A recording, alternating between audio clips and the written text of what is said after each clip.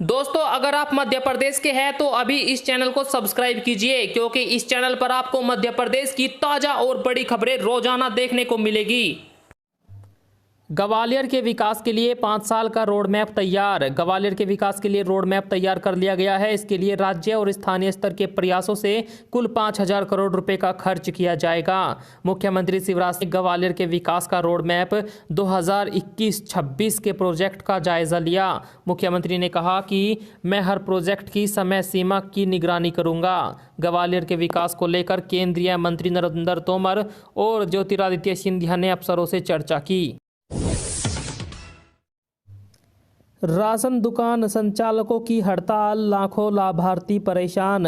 जबलपुर में आज राशन दुकान संचालक हड़ताल पर है, जिसकी वजह से जिले में संचालित 995 दुकानें बंद है। बताया जा रहा है काटे गए राशन का आवंटन और कमीशन का भुगतान न होने की वजह से दुकान संचालक हड़ताल पर गए हैं। साथ ही दुकान संचालक सर्वर की परेशानी दूर करने की मांग कर रहे हैं। हड़ताल की वजह से पीडीएस के करीब 4 लाख हितग्राहियों को राशन नहीं मिल पाएगा। लोग परेशान हैं, दुकानों के सामने बैठे हुए हैं, सोच रहे हैं उन्हें कब राशन मिलेगा।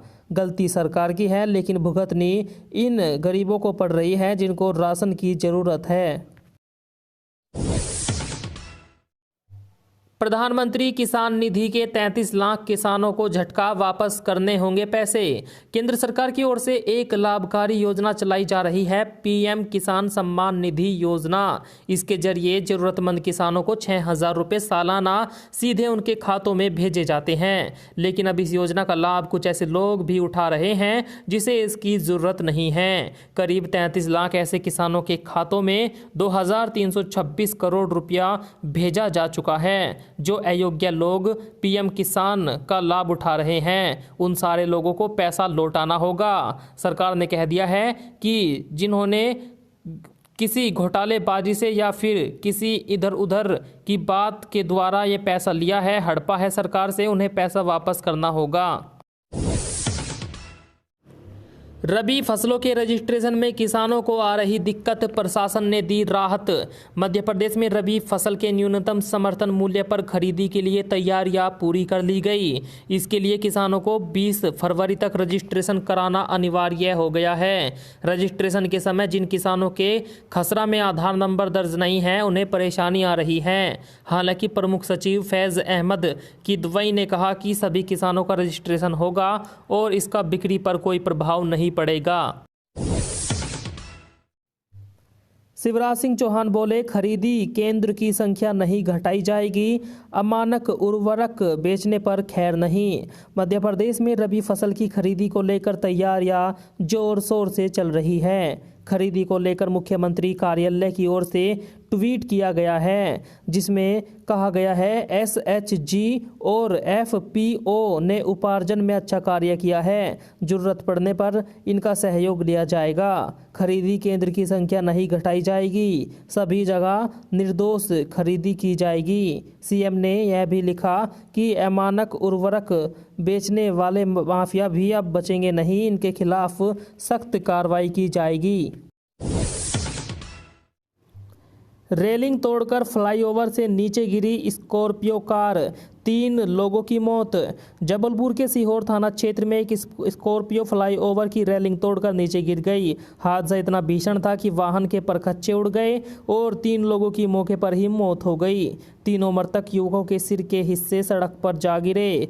इस दुर्घटना में 2 लोग गंभीर रूप से घायल भी हुए हैं, जिन्हें अस्पताल में भर्ती करा दिया गया। घटना मझौली बाईपास NH-30 फ्लाईओवर के पास वाहन के अनियंत्रित होने से हुई।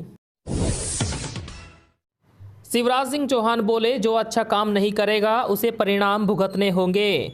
मुख्यमंत्री शिवराज सिंह चौहान ने कलेक्टर कमिश्नर के साथ बैठक की, जहां उन्होंने कहा कि जो अधिकारी अच्छा काम करेगा उसकी पीठ थपथपाई जाएगी और जो अच्छा काम नहीं करेगा उसे परिणाम भुगतने होंगे। वहीं मुख्यमंत्री ने कहा कि मध्य प्रदेश में गुम हुए बच्चों की बरामदगी के संबंध में की गई कार्रवाई सराहनीय है। जनवरी में 2,444 अपहृत बालिकाओं की बरामदगी कर ली गई है। बैंक में 2,69,000 रुपये जमा करने निकला मुनीम फरार, केस दर्ज। ग्वालियर में व्यापारी को उसका मुनीम 2,69,000 रुपये की चपत लगाकर फरार हो गया।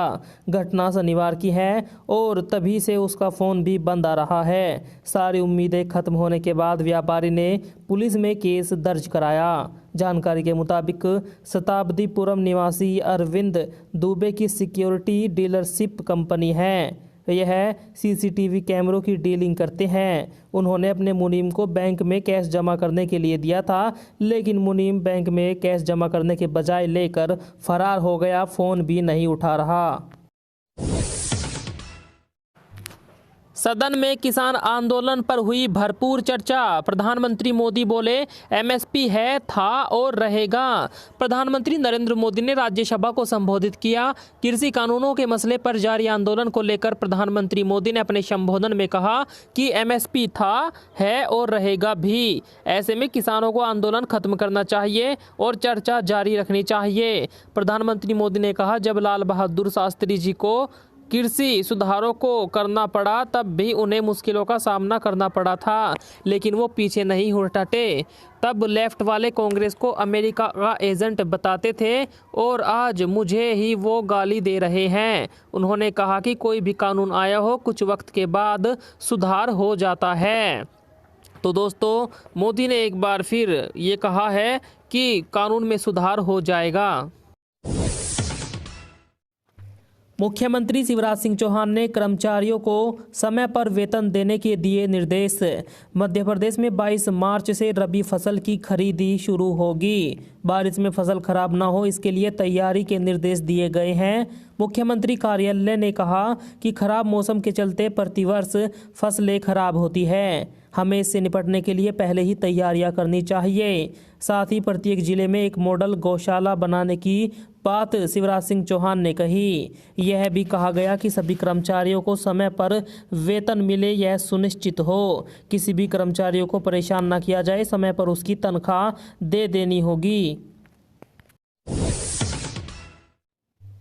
जनवरी के महीने में 695 गुंडों के खिलाफ कार्रवाई। रेत उत्खनन करने वालों पर 461 एफआईआर। मुख्यमंत्री शिवराज सिंह चौहान ने भोपाल में कलेक्टरों, कमिश्नर, एसपी और आईजी के साथ बैठक की। इस दौरान अधिकारियों ने मुख्यमंत्री को जनवरी में अपराधियों के खिलाफ की गई कार्रवाई के आंकड़े दिखाए। अधिकारियों ने बताया कि 1 से 31 जनवरी तक गुंडों पर कार्रवाई की गई। इनमें 37 पर एनएसए लगाई गई। हालांकि 2 दिन पहले ही ग्वालियर में रेत माफियाओं ने पुलिस पर हमला भी किया था। कांग्रेस ने दी आदिवासियों को शराब रखने की छूट, नहीं चाहते वे आगे बढ़े। बीजेपी के राष्ट्रीय सचिव ओम प्रकाश धुर्वे ने कांग्रेस पर हमला बोला है। उन्होंने कहा कि आदिवासी समाज में शराब के लिए कांग्रेस पार्टी जिम्मेदार है। कांग्रेस सरकार ने ही आदिवासियों को 14 बोतल शराब रखने की छूट दी थी। कांग्रेस नहीं चाह रही थी कि आदिवासी पढ़े लिखे आगे बढ़े। हालांकि अब लोगों ने जागरूकता दिखाई है, जिससे नशे की प्रवृत्ति कम हो रही है। कमलनाथ ने 10 फरवरी को बुलाई चुनाव प्रभारियों की बैठक। विधायकों को दी जाएगी एक एक निकाय की जिम्मेदारी। मार्च अप्रैल महीने में होने वाले मध्य प्रदेश निकाय चुनाव को लेकर अब कांग्रेस भी कमर कसती नजर आ रही है। मध्य प्रदेश अध्यक्ष एवं पूर्व मुख्यमंत्री कमलनाथ ने 10 फरवरी को चुनाव प्रभारियों की बैठक बुलाई है। इस बैठक में प्रत्याशी चयन पर चर्चा होगी। साथ में हर विधायक को एक एक निकाय की जिम्मेदारी देने की रणनीति को अंतिम रूप भी दिया जाएगा। कांग्रेस हर निकाय में एक विधायक के साथ एक प्रदेश संगठन व एक यूथ कांग्रेस पदाधिकारी को तैनात कर रही है। पार्टी सूत्रों का कहना है कि कांग्रेस ने नगरीय निकाय में जीत के लिए मैदानी जमावट करना शुरू कर दिया है। शिवराज सरकार में अफसर बेलगाम। गेहूं की खराब फसल दिखाने आए किसानों को धक्का दिया। बोले, यह कचरा हटाओ, नौटंकी मत करो। जी हां, आपको बता दें, देश में किसान आंदोलन सुर्खियों में है। इस बीच मध्य प्रदेश में किसान और उसकी फसल के अपमान का मामला सामने आया है। घटना मध्य प्रदेश के राजस्व एवं परिवहन मंत्री गोविंद राजपूत के सुर्खी विधानसभा क्षेत्र के जैसी नगर तहसील कार्यालय की है।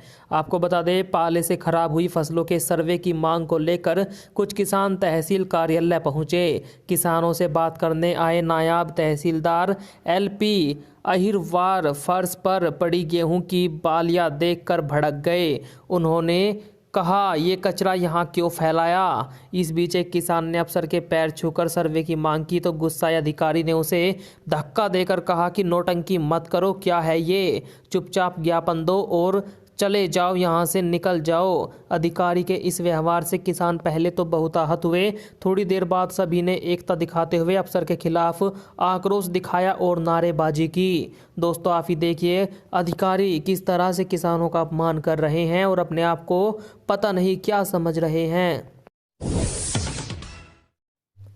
ससुर पर प्रेग्नेंट बहू से रेप करने का आरोप, पति ने कहा मुंह बंद रखो। हरदा जिले में रिश्ते को तार-तार कर देने वाली घटना सामने आई, जहां रहट गांव थाना क्षेत्र के कचनार गांव में एक महिला ने ससुर पर रेप का आरोप लगाया। महिला का आरोप है कि जब वह गर्भवती थी उस दौरान उसके ससुर ने उसके साथ दुष्कर्म किया।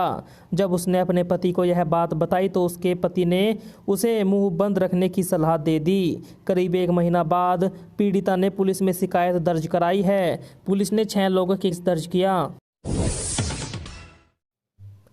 धमाका हुआ, लोग चिल्लाए भागो भागो, मच गई अफरा तफरी। उत्तराखंड के चमोली में चटक धूप में अचानक धौली गंगा का रौद्र रूप देखकर तपावेन और रैणी क्षेत्र के ग्रामीण भौचक्के के रह गए।